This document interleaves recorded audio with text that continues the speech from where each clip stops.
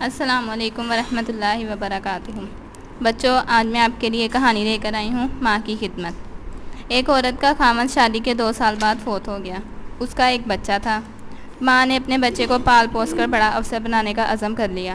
وہ سلائی کڑھائی جانتی تھی۔ اس نے اپنا اور بچے کا پیٹ پالنے کے لیے گھر پر ہی لوگوں کے کپڑے سینے شروع کر دیے۔ بچہ جب بڑا ہوا تو اسے اسکول میں داخل کر دیا۔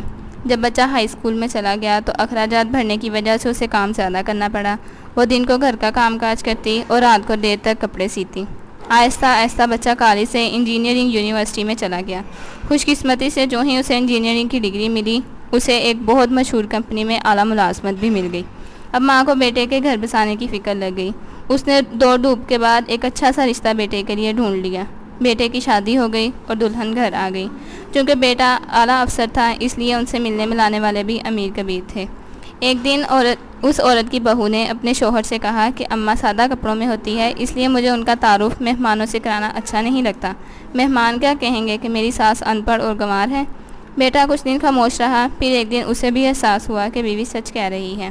ایک دن موقع پا کر اس نے اپنی ماں سے کہا، اماں اب میں اس قابل ہو چکا ہوں کہ ادھار اتار سکوں۔ آپ ایسا کریں کہ میرے اوپر آپ نے آج تک جتنا بھی خرچہ کیا ہوا ہے وہ مجھے بتا دیں، میں آپ کو عطا کر دوں گا۔ آپ علیحدہ سکون میں رہیں گی اور ہم علیحدہ سکون میں رہیں گے۔ یہاں ہر وقت شور شرابہ ہوتا ہے، آپ کا بھی سکون برباد ہوتا ہے۔ ماں تھوڑی دیر تک بیٹے کا منہ دیکھتی رہی اور پھر کہا، حساب لگانے میں کچھ وقت لگے گا۔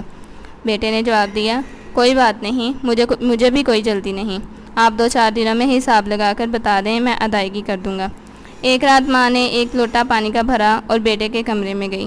وہ سو رہا تھا۔ اس نے جس جگہ بیٹا لیٹا ہوا تھا وہاں پانی ڈال دیا۔